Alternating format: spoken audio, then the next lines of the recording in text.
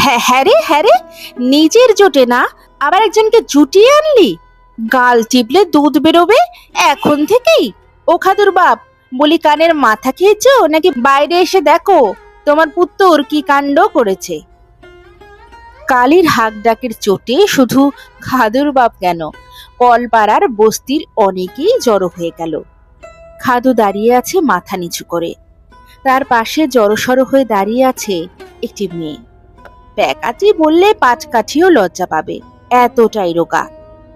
বন্ধুর বিয়ে বলে গিয়ে নিজেই কালীর ভাষায় আরেকটি পেট জোগাড় করে, অর্থাৎ বিয়ে করে এনেছে কালীর বেটা। ঘটনাটা বেশ কয়েক দশক আগে। সরকারি নীতিতে বিয়ের বয়স জানলেও মানার প্রচলন দেশের তথা প্রত্যন্ত গ্রামের সর্বত্র সেভাবে চলছিল না।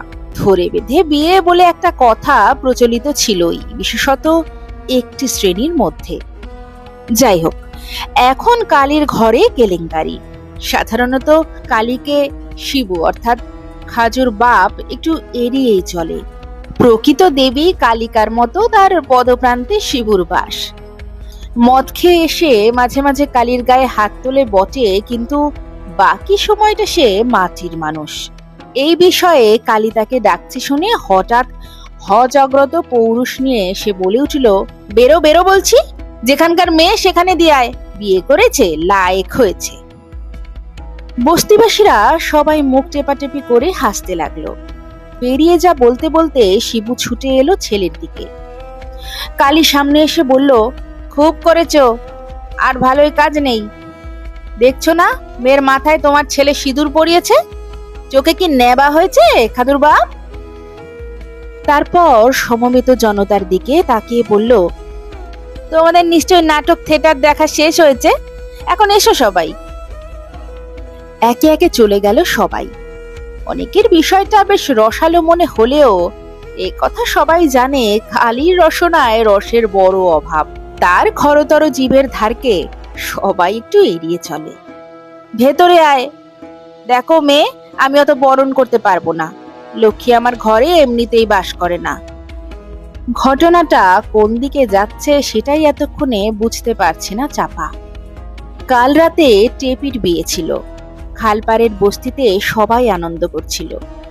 এমনিতেই চাপার মা মরেছে, বাপ বিয়ে করে নিজেরটা গুছিয়ে নিলেও চাপার 15টা বছর এর দুয়ারে তার দুয়ারে কেটেছে প্রায়। রাতটুকু শুতে দিতেও কষ্ট ছিল তার বাপের বউয়ের। বয়সী মেয়ে হলেও বারান্দায় রাতটুকু কাটত।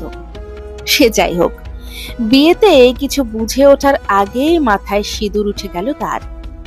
খাদুকে সবাই বলেছিল তার নাকি বউ জুটবে না। এই কথা ধরে মেয়েপক্ষ বলল, সে তো মাতাল বাপ, সৎ মায়ের ঘরে বাস করে, চাপারও বর জুটবে না। খাদু চাপার দিকে চেয়েছিল। হঠাৎ বর নিজে প্রস্তাব দিল, তাহলে আজ রাতে খাদু আর চাপার বিয়ে হয়ে যাক। যখন এদের বউ আর বর জুটবে না, তখন এরা নিজেরাই বর বউ হয়ে যাক। খাদুর বছর বয়সের টাটকা রক্ত মাথা চারা দিয়ে উঠেছিল, আর চাপার সৎমা দেখলো এই সুযোগে ঘাড়ের বোঝা নামাবার এত ভালো উপায় আর কবে জুটবে সন্দেহ। অতএব 2 2 4, আর তার ফলশ্রুতি আজ কালীর দোরগোড়ায়। কি হলো মেয়ে, ভাবের ঘরে ঘরে নাকি? ঘরে এসে যখন পড়েছ তখন তখন ঘরে এসো, আমায় কাজে বেরোতে হবে, দুপুরে এসে কথা বলছি। এই বলে দুপা গিয়ে পিছিয়ে এসে কালী বলল, এই যে বর্মশাই, বিয়ে করে তো উদ্ধার করেছো, ভাতটা বসিয়ে রেখো। ফিরে এলো দুপুরে কালী 2টো ডিম নিয়ে, বলল, ভেজে নে। আলু ভাতে আর ডাল দিয়ে খাওয়া হলো। ডিম ভাজার সময় চাপা ভয়ে ভয়ে বলেছিল, আমি ভাজবো? রক্তবর্ণ চোখ তুলে কালী বলেছিল, থাক, আর কাজ দেখাতে হবে না। ভয়ে ভয়ে ছিল চাপা। এই মানুষটি ভালো না মন্দ কিছুই বুঝতে পারছিল না সে। 2-4 দিন কেটে গেছে। বিবাহ পরবর্তী আচার অনুষ্ঠানের কথা কেউ তোলেনি। খাজুর বন্ধুরা ইয়ার্কি করলেও কালীর কাছে বলতে কালী ঝাঁটার জুতোর দিকে তাকিয়েছিল, আর কিছু বলার সাহস হয়নি কারো। আজ সকালে কালি কাজে বেরোবে এমন সময় গুটিসুটি পায়ে চাপা এসে দাঁড়ালো। কিছু বলবি? মাটির দিকে তাকিয়ে চাপা বলল, আমার একটা বাড়ি কাজ দেখে দেবে? তোমার ছেলে তো কিছু করে না, আমি দুটো পয়সা পেলে। অর্ধ সমাপ্ত কথাটা কেড়ে কালী বলল, কেন? আমাদের গরিবের খাওয়া কি মহারানীর দুদিনে অরুচি হলো? নিজের টাকায় কালিয়া কোপ্তা খেতে হবে, তা বিদ্যে কত দূর? অবাক চোখ তুলে চাপা বলল, এইট অব্দি পড়েছি, এবছর 9। তা বাপের বউ বলল আর স্কুলে যেতে দেবেনি, খেতে যখন দেবে না তখন যেতেও আর হবেনি। আমি 5 নম্বরে ছিলাম জানো। বলে যেন এতদিন বাদে চাপার গলা ধরে এলো। বাপের ঘর থেকে এসে যে চাপা চোখের জল ফেলেনি, আজ প্রথম তার গলায় বাষ্প জমল। কালী বলল, এখনো খুব দেরি হয়নি। শোন মেয়ে, আমি হেডমাস্টারের বাড়ি বাসন মাজি, তোকে বলে কই স্কুলে ভর্তি করে দেব, আর আমরা যা খাবো তাই খাবি, আমার ছেলের সঙ্গে থাক। কিন্তু বয়স না হলে যদি মা হবার কথা ভেবেছো তো আমার চেয়ে খারাপ কেউ হবে না। আমার গতরে এখনো আমরা পোকা ধরেনি যে আর একটা পেট আমি চালাতে পারবো না। খবরদার, যদি আর কোন লোকের ঘরে এঁটো বাসন মাজার কথা বলেছিস, ছেলেটার তো হলো না, তোর পড়াটা হোক। পৃথিবী কেঁপে উঠলেও এতটা অবাক হয়তো হতো না চাপা। ছুটে গিয়ে মা বলে কালীর বুকে মুখ লুকালো সে। এতদিনের সব জমানো কান্না যেন তার চোখ থেকে উঠে এসে ভাসিয়ে দিল কালীর বুক।